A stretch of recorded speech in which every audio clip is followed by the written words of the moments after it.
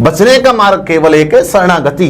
अगर आप इसको स्वीकार नहीं करते हैं तो आपको जगत में कोई दूसरा बचा नहीं सकता है। केवल शरणागति ऐसा है कि जिसको आपके कितने भी अपराध हो सब आपको माफ हो जाते हैं जब आप शरणागत बन जाते हैं, क्योंकि शरणागत वत्सल भगवान को कहा है। बहुत बड़ा भाव, क्योंकि कई बार हनुमान भक्ति पे बहुत सारे लोगों से बातचीत होती है। जी।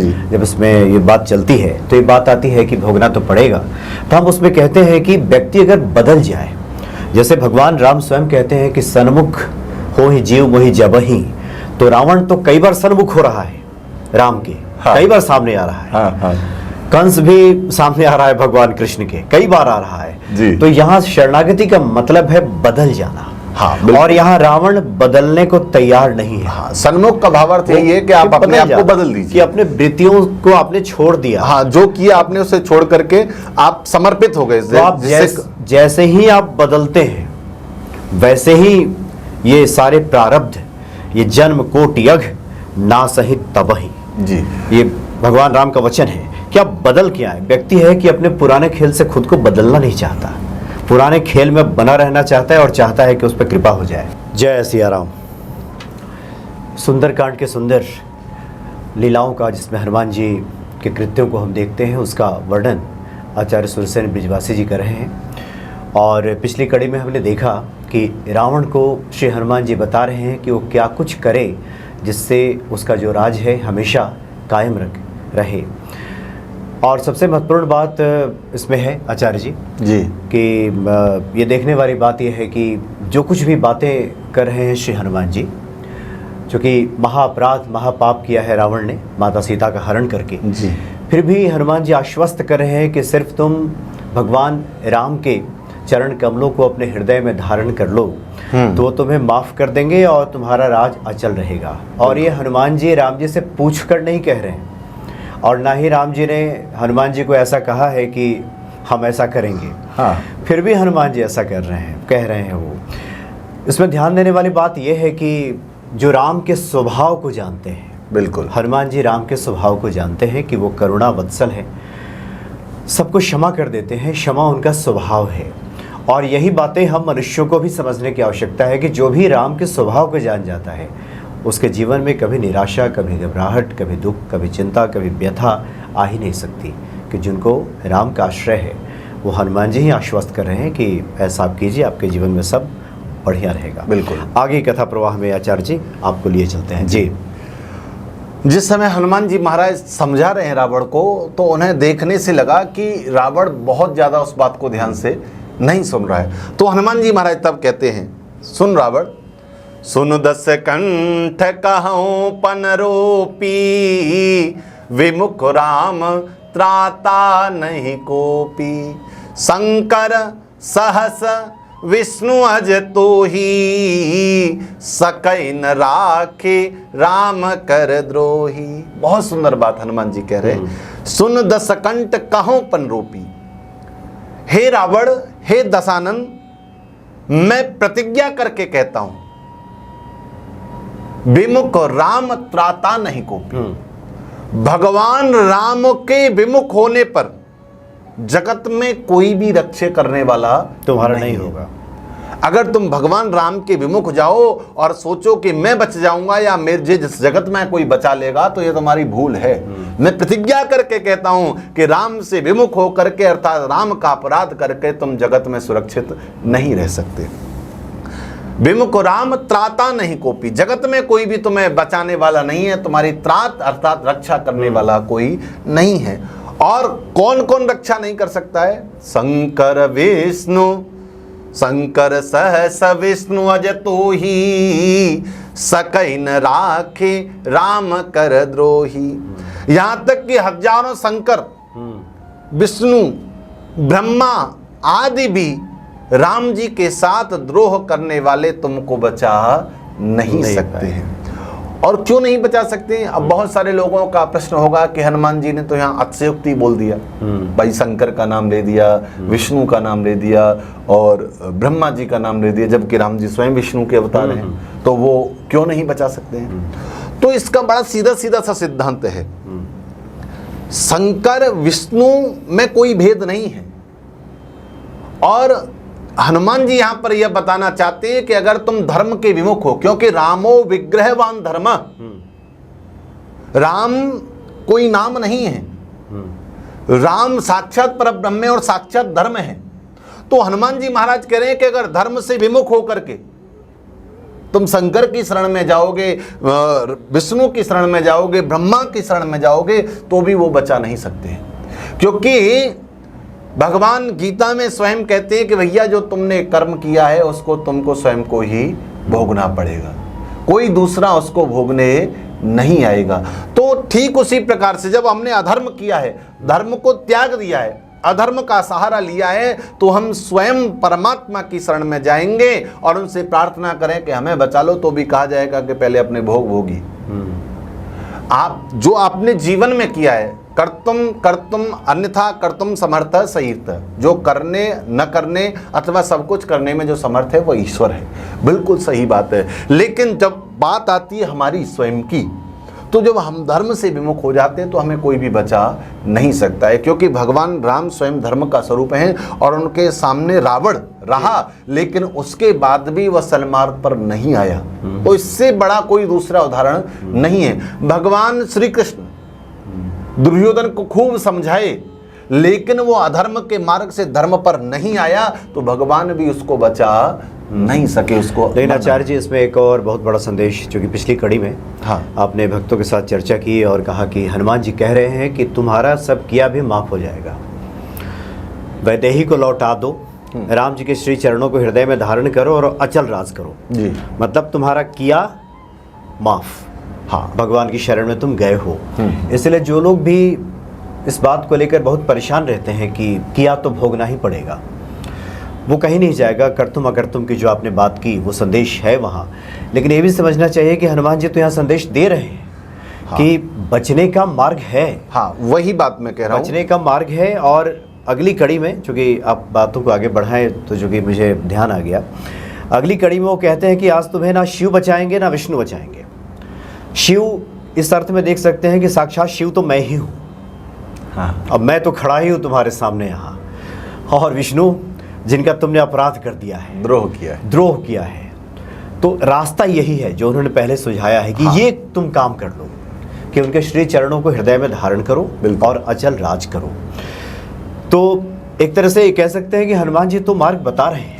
हाँ, कि जो लोग अपने प्रारब्ध को लेकर के बड़े परेशान रहते हैं, रावण जितना महापापी जिसके कुकर्मों की क्षमा नहीं हो सकती, हनुमान जी यहाँ भरोसा दे रहे हैं कि तुम्हें भी माफी मिल जाएगी, ये वाला काम। वो बिल्कुल उनका कहना ये कि जब उन्होंने बताया और उसका उन्होंने देखा कि उपहास की दृष्टि से रावण सुन रहा है, तो उन्होंने कहा कि हाँ, तब उन्होंने ये बात कही, शंकर सहस विष्णु अजतोई, कि अगर तुम ये बात मान रहे हो कि मैं शरण में नहीं आऊंगा, तो शरण में नहीं आऊंगा, बच जाऊंगा, तो ये नहीं चलेगा, ये नहीं होगा। केवल बचने का मार्ग एक ही है कि आपको शरणागत होना पड़ेगा सब कुछ छोड़ करके। लेकिन अगर शरणागत नहीं होगे और आप चाहते हो कि मैं फिर अधर्म करके बच जाऊंगा, धर्म से विमुख होकर के, तो बच नहीं सकते हो। बचने का मार्ग केवल एक है, शरणागति। अगर आप इसको स्वीकार नहीं करते हैं तो आपको जगत में कोई दूसरा बचा नहीं सकता है। केवल शरणागति ऐसा है कि जिसको आपके कितने भी अपराध हो सब आपको माफ हो जाते हैं जब आप शरणागत बन जाते हैं, क्योंकि तो शरणागत वत्सल भगवान को कहा बहुत बड़ा भाव। चूंकि कई बार हनुमान भक्ति पे बहुत सारे लोगों से बातचीत होती है, जी। जब इसमें ये बात चलती है तो ये बात आती है कि भोगना तो पड़ेगा। तो हम उसमें कहते हैं कि व्यक्ति अगर बदल जाए, जैसे भगवान राम स्वयं कहते हैं कि सन्मुख हो ही जीव मोहि जबहि, तो रावण तो कई बार सन्मुख हो रहा है राम के, हाँ, कई बार सामने आ रहा है, हाँ, हाँ। कंस भी सामने आ रहा है भगवान कृष्ण के, कई बार आ रहा है जी। तो यहाँ शरणागति का मतलब है बदल जाना, हाँ, और यहाँ रावण बदलने को तैयार नहीं है। हाँ, सन्मुख का भावार्थ यही है कि आप अपने आप को बदल दीजिए, कि अपने वृत्तियों को आपने छोड़ दिया, हाँ, जो किया आपने उसे छोड़ करके आप समर्पित हो गए। तो आप जैसे ही आप बदलते हैं वैसे ही ये सारे प्रारब्ध, ये जन्म कोटि यज्ञ ना सहित तबहि जी, ये भगवान राम का वचन है। क्या बदल क्या है? व्यक्ति है कि अपने पुराने खेल से खुद को बदलना नहीं चाहता, पुराने खेल में बना रहना चाहता है और चाहता है कि उस पर कृपा हो जाए। हाँ। और यही खेल रावण खेल रहा है, हाँ, यही चाह रहा है कि अपने पुराने वृत्तियों में हम बने रहें, हनुमान जी को उपहास कर दें और उसके बाद मेरी रक्षा भी हो जाए, तो ये संभव नहीं है। तो रावण यही चाहता है कि मैं जो कर रहा हूं वो करता रहूं, और जो मैं कर रहा हूं उसके साथ साथ मुझे ये सब मिल जाए। तो हनुमान जी इसी बात के लिए चेता रहे हैं कि अगर तुम ये सब नहीं करोगे, शरणागत का मतलब होता है अपने आप को आत्मसमर्पित कर देना, कि वो जैसा भी हूँ, अच्छा हूँ, बुरा हूँ, भला हूँ, जैसा भी हूँ, मैं तेरा हूँ। अब मैंने अपने आप को समर्पित कर दिया, अब तुम्हें जो करना है वो करिए। देखिए, ये भगवान तो बहुत बड़ी बात है। किसी व्यक्ति ने आपका अपराध किया और आपको बहुत जबरदस्त उसके ऊपर गुस्सा है, और वो आपसे लड़ने आता है, तो आप उससे मजबूती के साथ लड़ते हो। लेकिन वही व्यक्ति अगर आकर के आपके पांव पकड़ ले और कह दे, भैया आप तुम्हें मारना है मारो, पीटना है पीटो, जो करना है करो, अब मैं आपकी शरण में आ गया हूं, अब मैं आपकी शरणागत हूं, जो अपराध हुआ उसे क्षमा करिए अथवा मत करिए, आपको करना है। तो आप स्वयं अपने अंदर विचार करके देख लिए कि आप उस समय, जिस समय वो लड़ने के लिए आ रहा था तब, और जब उसने पांव पकड़ लिए तब, दोनों भाव में कितना अंतर आ जाएगा। जब वो आपके पांव पकड़ लेगा तो आपको भी लगेगा चलो छोड़ो, अब दया भाव, तो वो आपके अंदर, स्वयं के अंदर प्रकट हो जाएगा। तो भगवान तो यहाँ साक्षात करुणा के अवतार कहा जाता है, भगवान को करुणा सागर कहा जाता है, शरणागत वत्सल कहा जाता है। तो बस फर्क इतना है कि हम बाह्य दृष्टि से तो ऐसा दिखाते हैं कि हम भगवान के हैं, भगवान के ही समर्पित हैं, लेकिन अंतर्दृष्टि से हमारे स्वभाव में कोई परिवर्तन नहीं आता है। इसलिए भगवान शिव बार बार रामचरितमानस पे कहते हैं कि उमा राम स्वभाव जेहि जाना, जो राम के स्वभाव को जान जाता है, जी जी जी, तो फिर तो वो तो बदल करके उनकी शरण में चला ही जाता है। बिल्कुल, और जो शरण में चला गया उसका कल्याण हो गया। देखिए, रावण और विभीषण दोनों भाई हैं। रावण ने अपराध किया है, लेकिन विभीषण राम जी की शरण में गया तो उन्होंने स्वीकार कर लिया। यद्यपि वहां पर भी सुग्रीव आदि ने कहा, प्रभु ये शत्रु पक्ष का है, और नीति कहती है कि ऐसे शत्रु के भाई को स्वीकार करना ठीक नहीं है। तो भगवान ने वहां केवल एक ही बात कही कि अगर सुग्रीव नीति को ध्यान में रख कर के आज मैं विभीषण का त्याग कर देता हूं, तो जो हजारों करोड़ों भक्त केवल और केवल इस आस में मेरे पास आते हैं कि हम भगवान की शरण में जाएंगे, चाहे हमने कुछ भी किया वो हमें स्वीकार कर लेंगे, तो उन भक्तों के हृदय को ठेस पहुंचेगी और वो मेरे पास आने से पहले 10 बार सोचेंगे।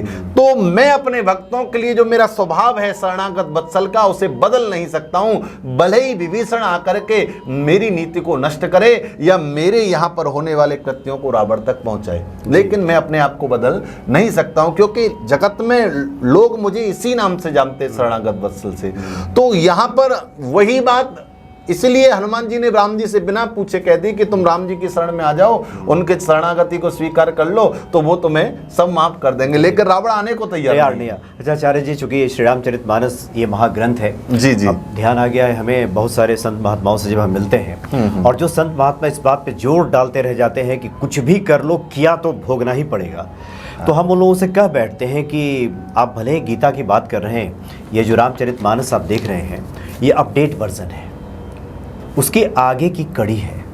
कोई भी संत महात्मा, कोई भी ईश्वर का जब अवतार होता है, हाँ, मानवता की आगे की कड़ी को, उस मानवता को और बेहतर बनाने के लिए ईश्वर अलग अलग अवतारों में आते हैं। जब श्री रामचरितमानस उसके आगे की कड़ी है, ये गीता जब कही गई भगवान श्री कृष्ण के मुख से, और जब हम कहते हैं कि हनुमान जी ने स्वयं श्री रामचरितमानस को लिखवाया है, और श्री रामचरितमानस को गोस्वामी जी ने लिखा, और प्रेरणा देने वाले स्वयं जब भगवान शिव हैं, तो इन वचनों पे भरोसा क्यों नहीं? फिर लोग ये भटकाव करके विभिन्न ग्रंथों का, जो कभी यहाँ से पुष्टि नहीं हुई तो वहाँ चले गए, वहाँ से पुष्टि नहीं हुई तो वहाँ चले गए, तो थोड़ा ये भी स्पष्ट कीजिए, क्योंकि हम तो कई बार देखिए बताते हैं कि गीता में जो कहा है वो गलत नहीं है, कि जो नहीं, गलत सही की बात नहीं है, हम तो ये कह रहे हैं हाँ, कि क्या हम श्री रामचरितमानस को अगली कड़ी मानते हुए, हाँ, मैं इसी पर आ रहा हूँ। जैसे ये मोबाइल आपके पास है, जी जी जी, इसका जब एक लेटेस्ट वर्जन आ जाता है, अपडेट वर्जन जब आ जाता है, तो जब अपडेट आ गया है, लेटेस्ट आ गया है, तो पुरानी चीजें वैसे भी पीछे हाँ देखिए हो जाती हैं। वो बिल्कुल सही है कि जो आपने किया है वो भोगना पड़ेगा, लेकिन कब, उसमें बात ये आती है कब, क्योंकि उसी गीता में आप 18वें अध्याय प्रारंभ में ये बात कही कि जो आपने किया है वो आपको भोगना, लेकिन उसी गीता के 18वें अध्याय के 66वें श्लोक में जब पहुंचेंगे आप, तो भगवान वहां कहते हैं अर्जुन से, सर्वधर्मान परित्यज्य मामेकम शरणं व्रज अहम त्वा सर्वेभ्यो पापेभ्यो मोक्षयिष्यामि मा शुचः। तो वहां भी भगवान यही बात कह रहे हैं कि तुम शरणागति हो जाओ, तुम शरण में आ जाओ, तुम स्वीकारता कर लो कि मैं तेरा हूं, तो सर्वधर्मान प्रतिज्य मामेकम शरणम व्रज है। जब तुम मेरी शरण में आ जाओगे तो अर्जुन का प्रश्न ये, मैं शरण में आ जाऊंगा लेकिन मैंने जो किया है वो सब क्या है, जो अभी तक मैं सुनता आ रहा हूं, जो आप बता रहे हो। तो भगवान कहते हैं अहम त्वा सर्व पापेभ्यो मोक्षयिष्यामि मा शुचः। जब तुम मेरी शरण में आ जाओगे तो शरण में आने मात्र से तुम्हारे सारे अपराध समाप्त हो जाएंगे, नष्ट हो जाएंगे। किस प्रकार से, जैसे घनघोर अंधेरा भले ही कितना छाया हो, लेकिन जब सूर्य का उदय होता है तो बिना प्रयास के अंधकार समाप्त हो जाता है। ठीक उसी तरह से जब तुम मेरी शरणागति आ जाओगे तो तुमने क्या किया, कैसा किया, वो सब समाप्त हो जाएगा। क्योंकि कई बार होता है कि संत महात्मा भी कुछ ऐसे उद्धरणों का हवाला दे करके भीष्म का उद्धरण दे देते हैं कि 100 साल पहले उन्होंने एक पाप किया था, एक सर्प को उन्होंने फेंक दिया था वो कांटे में और वो हाल उनका हुआ। इस तरह के उदाहरण लोग प्रस्तुत करते हैं। तो मुझे लगता है कि बहुत सारी चीज़ों में खुद को उलझा देने से जो उसका मूल तत्व है, जो मूल भाव है, जब भगवान श्री कृष्ण वहाँ कह रहे हैं, और अभी हम लोग तो साक्षात हैं यहाँ, अभी तो हम लोग बात कर रहे हैं, हनुमान जी स्वयं कह रहे हैं हनुमान कि रावण जैसे व्यक्ति को, रावण इतना बड़ा पापी तो मुझे लगता है कि आपकी नज़र में कोई है इधर। तो यहाँ जब गति मिल सकती है, सदगति हो सकती है, तो बाकी अन्य जीवों को क्यों नहीं? हाँ बिल्कुल, गति देखो सबको हो सकती है, लेकिन गति होने की जो शर्त है वो केवल एक है, शरणागति। और वो शरणागति आपकी अंतर्मन से होनी चाहिए, दिखावे से नहीं होनी चाहिए। चिल्ला चिल्ला के आप ये कहें कि मैं राम का हूं, मैं कृष्ण का हूं, उससे कुछ होने वाला नहीं है। जब आपके अंतर्मन का जुड़ाव, जब आपके हृदय का जुड़ाव, जब आपकी उस अंतर्मन का जुड़ाव उस परमात्मा के साथ में हो जाएगा तो आपको चीखना नहीं पड़ेगा, चिल्लाना नहीं पड़ेगा। इसलिए तो हम तो कई बार भक्तों से कहते हैं, बातचीत होती है कि आप अपने पुराने खेल से बाहर आइए, पुरानी वृत्तियों को छोड़िए, और ये हनुमान जी की गारंटी है कि आपका पूरा कि जन्म उसमें कि जन्म जन्म के दुख बिसरावे। हाँ बिल्कुल, इसमें एक जन्म को छोड़िए, कई जन्मों के दुखों का उसमें गलत नहीं है, क्योंकि अंधकार की समाप्ति के लिए आप रात भर प्रयास करते रहिए तो अंधकार शायद समाप्त नहीं हो, लेकिन जब सूर्य का उदय हो जाएगा तो वो अपने आप समाप्त हो जाएगा। ठीक उसी तरह से आप अपने जीवन में खूब प्रयास करते रहिए दुख को मिटाने का, संकट को मिटाने का, लेकिन जिस दिन आप वास्तव में शरणागत हो जाएंगे उस समय सब कुछ हो जाएगा। आप स्पष्ट देखिए ना, बहुत सारे उदाहरण, कलयुग का उदाहरण है नरसिंह जी का। भगवान स्वयं इसी कलयुग में आए, उनके पास मीराबाई इसी कलयुग की देन है। इसी कलयुग में आकर के मीरा ने भजन नहीं किया, मीरा ने माला जाप नहीं किया, वो तो केवल नाच नाच करके गोविंद को रिझाया और गोविंद आए। बहुत सारे संतों ने इस बात का विरोध किया कि मीरा तुम क्या करती हो, ये नाच गान क्या है, जी जी जी, ये कैसे भगवान को मिला देगी, कैसे तुम वहां चली जाओगी। लेकिन उसी मीरा ने इसी कलयुग में ये सिद्ध करके दिखा दिया कि नहीं, आपका मन शुद्ध है, आप अंतर्मन के उसके साथ में जुड़े हो, तो आप नाच करके भी, सूरदास जी ने दिखा दिया कि आप गा करके भी उससे मिल सकते हो, लेकिन आपका जुड़ाव अंतर्मन से होना चाहिए, दुनिया के लिए नहीं होना चाहिए, दुनिया से परे होना चाहिए। जी जी जी।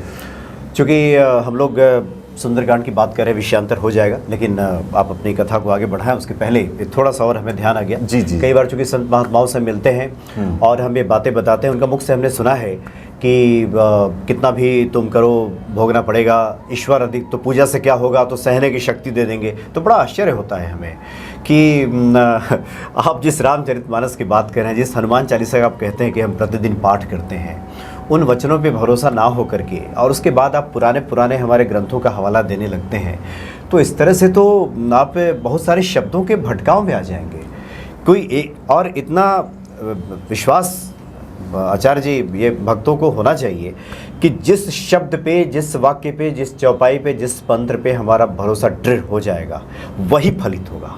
हाँ, विश्वास हो फलदायक। अगर आपको ये लगता है कि हनुमान जी जन जनों के दुखों से उबार लेंगे, चूँकि ये हमने देखा है इस वक्तव्य से, बहुत सारे संतों के वक्तव्यों से हनुमान भक्ति पे भी जब बातचीत होती है तो हमने देखा है, ये अनुभव की बात है कि लोग भक्ति से विमुख हो जाते हैं। एक मोटिवेशन जिसको कहते हैं कि एक प्रेरणा जिसको मिलती है कि वो जब भरोसा कोई दे दे, जैसे हनुमान जी भरोसा दे रहे हैं कि श्री राम जी के चरणों को हृदय में धारण करो तुम्हारा सब ठीक हो जाएगा। ये भरोसा ना दे करके अगर कहा जाए कि देखो धारण तो तुम रावण कर लो राम जी के चरणों को, मार तो तुम्हें खाना ही है, सहने की शक्ति आ जाएगी। हाँ। ये तो हनुमान जी नहीं कह रहे हैं कि रावण तुम्हारा तो सर्वनाश होकर रहेगा, तुमने पाप किया है। तो बोलेगा कि अच्छा प्रभु राम के हम चरण पकड़ेंगे तो क्या मिलेगा, तो सहने की शक्ति आ जाएगी।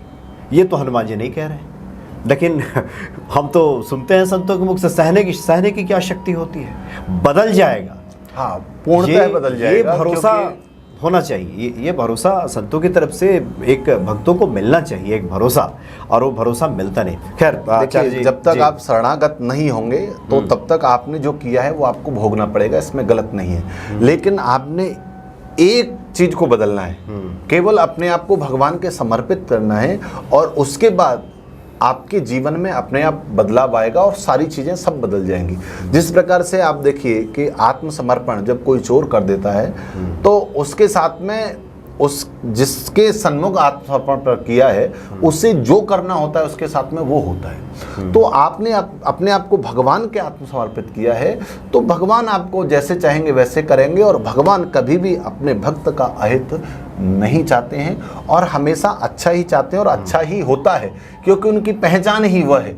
भगवान की पहचान ही उसी से है क्योंकि वह करुणावान है, वह दयावान है, करुणा के सागर उन्हें कहा जाता है। तो इसलिए कहा जाता है कि वो हमारे अपराधों को क्षमा कर देते हैं, भूल जाते हैं। जिस प्रकार से एक माता कितना भी गलत बच्चे ने किया हो, लेकिन बच्चा अगर आकर के माँ के पल्लू में लिपट जाता है तो उसके अपराध को छोड़ करके माँ पहले से दुलार करती है और प्रेम करती है।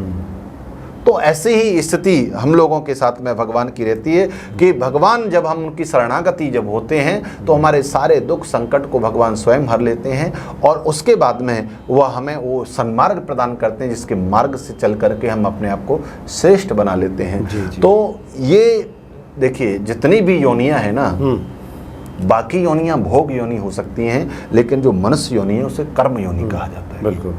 आप मनुष्य जन्म में आए हो तो भोगने के लिए नहीं आए हो, आप करने के लिए आए हो। अन्य योनि में आप जा रहे हो तो आप भोगने के लिए जा रहे हो, ये बिल्कुल सोले आने सही है। लेकिन आप मनुष्य योनि में आए हो तो आपको कर्म करने के लिए भेजा। ये मनुष्य योनि श्रेष्ठ क्यों है? श्रेष्ठ इसलिए है क्योंकि आप इसमें वो कर सकते हैं जो अन्य योनि में नहीं कर सकते। वहां किया हुआ भोगोगे और यहाँ आप जो करोगे वही आपके जीवन का निर्माण करेगा, वही आपके आगे का निर्माण करेगा। अन्य योनियों में आप परवश हैं। हाँ, निर्धारित है आपको ये भोगना। हाँ, यहाँ निर्धारित नहीं है, यहाँ आपका कर्म निर्धारित है कि आपको कर्म करना है, केवल इतना निर्धारित है। और आप जैसा कर्म करके आप आगे बढ़ोगे, आप शरणागति में जाओगे तो आप शरणागति के हिसाब से मिलेगा, आप अधर्म के मार्ग पर जाओगे तो अधर्म के अनुसार मिलेगा। लेकिन ये सब आपको ही करना है कि आप मुझे शरणागति चाहिए या मुझे उनसे विमुख चाहिए। तो विमुख होने पर क्या हो रहा है वो हनुमान जी महाराज स्पष्ट बता रहे हैं कि राम विमुख जब आप हो जाएंगे तो विमुख राम त्राता नहीं कोपी, कोई बचाने वाला आपको नहीं है। लेकिन कब? जब आप विमुख हो जाएंगे, जब आप सन्मुख रहेंगे तो वही परमात्मा आपकी स्वयं रक्षा करेंगे और आपके जीवन में सब कुछ आनंद होगा। और यह बात शायद स्पष्ट नहीं की जा सकती है, उतनी सरलता से इसे कहा नहीं जा सकता जितना इस बात की गंभीरता है। क्योंकि कहने में भले ही आसान लगे लोगों को कि ये तो हर कोई कहता रहता है, लेकिन वास्तव में जिस दिन आप अपने जीवन में इसे उतारोगे तो उस समय आप इसके अनुभव को स्वयं अनुभूत आप इससे होंगे। और वैसे भी ईश्वर के जितने अवतार होते हैं वो मानवता में एक कड़ी जोड़ने के लिए, उसको विकास प्रक्रिया को आगे बढ़ाने के लिए। कि राम जी का अवतार तो सबसे श्रेष्ठ है जी अब तक के अवतारों में, जिन्होंने मानवता के साथ मिलकर के किया है जो भी किया है, इसलिए उन्हें मर्यादा पुरुषोत्तम कहा गया है कि वो हमेशा मर्यादा से जुड़ करके रहे। और मनुष्य यौन में मनुष्य होकर के आप क्या क्या कर सकते हो वो सब राम जी ने दर्शाया। तो अगली कड़ी में हम लोग आगे चर्चा करेंगे आज सुंदरकांड से हट करके, चूँकि कई बार जब सुंदरकांड की आप व्याख्या कर रहे होते हैं और जो विचार मेरे मन में पहले से नहीं होते हैं वो भी सुनने के बाद एक नए विचार मन में फिर आते हैं, जिसकी हम लोग बीच बीच में चर्चा कर लेते हैं। बहुत बहुत धन्यवाद आपका। जय सिया राम।